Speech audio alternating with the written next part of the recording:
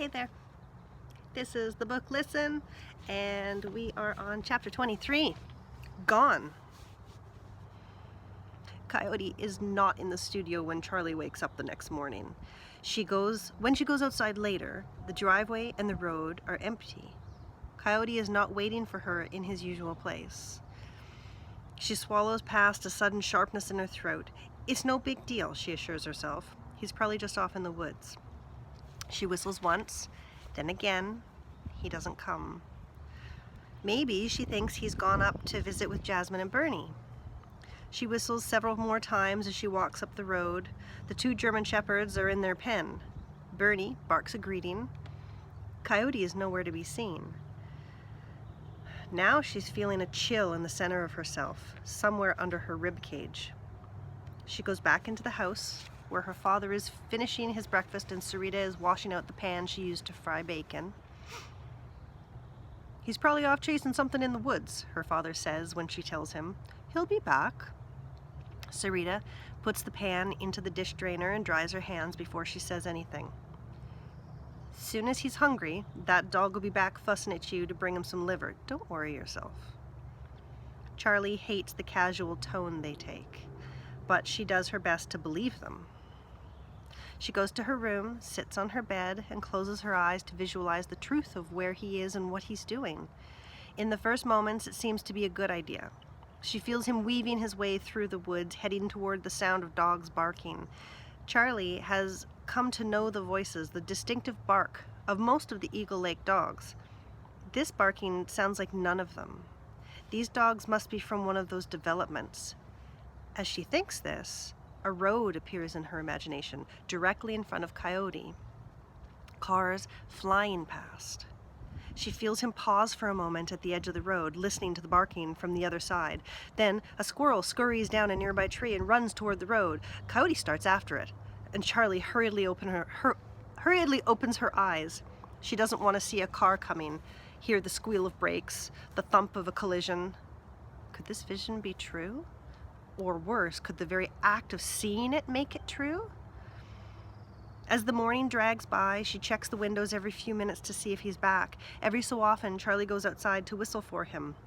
She whistles so loud and so often that Sadie finally comes, and she gives her a biscuit and apologizes for not playing with her. When she goes inside, Sadie stays, lying on the porch, so that every time Charlie comes to see if Coyote is back, her heart jolts when she sees the red gold form against the sliding doors. Finally, she decides to walk Sadie home. Maybe Coyote will find them and join them on the trail. Everything about the walk this time is wrong. Spiderwebs seem purposely placed to miss the spider stick, catching her bare arms with the sticky filaments.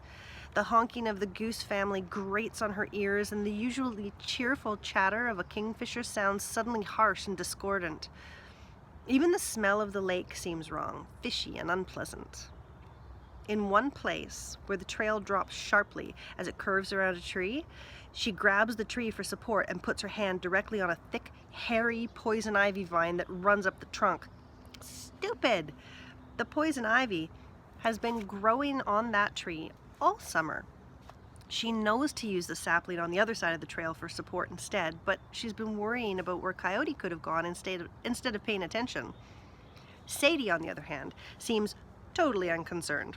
She trots this way and that, rushing ahead after a squirrel, coming back to check that Charlie's still there, going to the water, shaking and rolling in the leaves to dry herself. Unreasonably, Charlie is angry at the dog for being so cheerful when something might have happened to her friend. Angry even that Sadie is the one who is here with her when she should be walking with Coyote instead.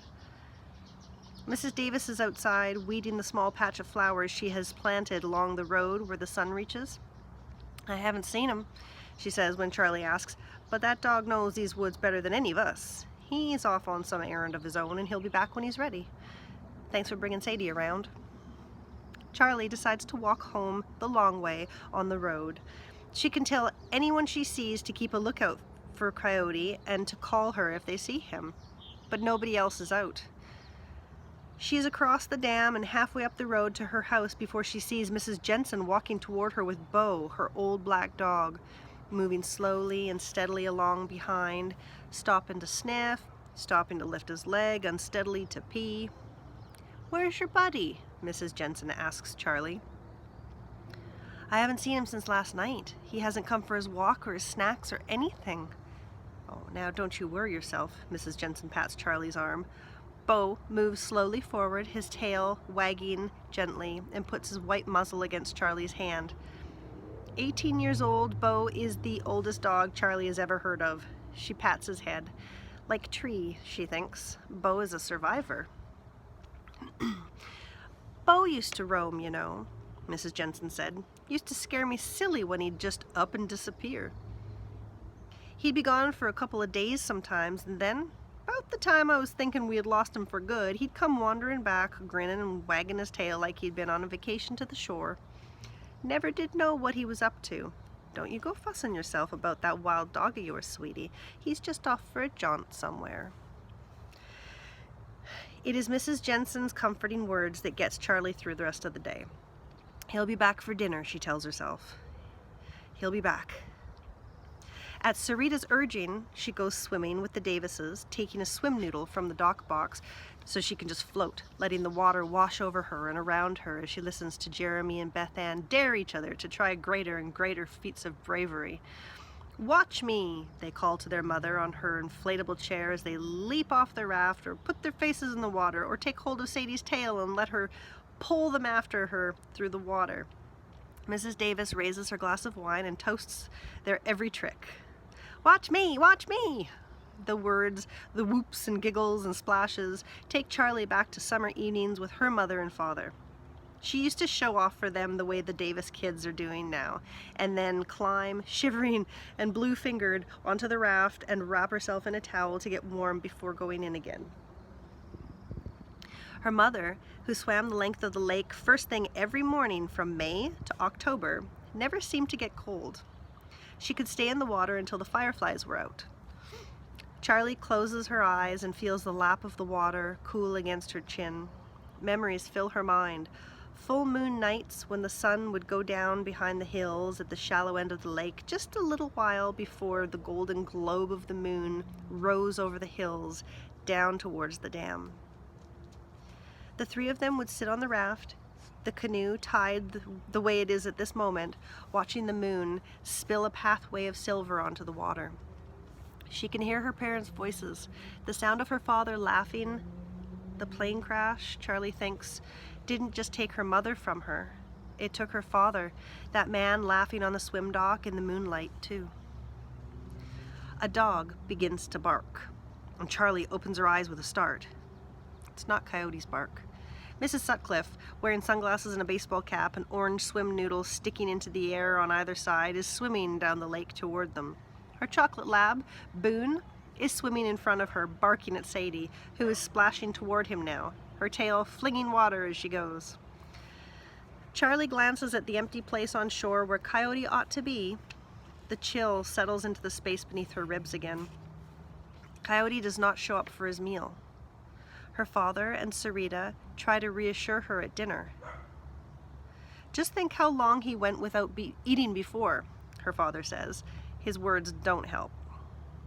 Nearly starving should have made Coyote more focused than the other dogs on where and when he's fed. A couple of days, Charlie reminds herself, as she turns on the porch and ramp lights when it gets dark. Mrs. Jensen said Bo would be gone a couple of days sometimes, but when she goes out at bedtime with liver in her hand, it is as if the darkness, loud with the sounds of cicadas and crickets and frogs and the occasional muttering of the geese from the water, has been emptied of all life. That's the end of the chapter.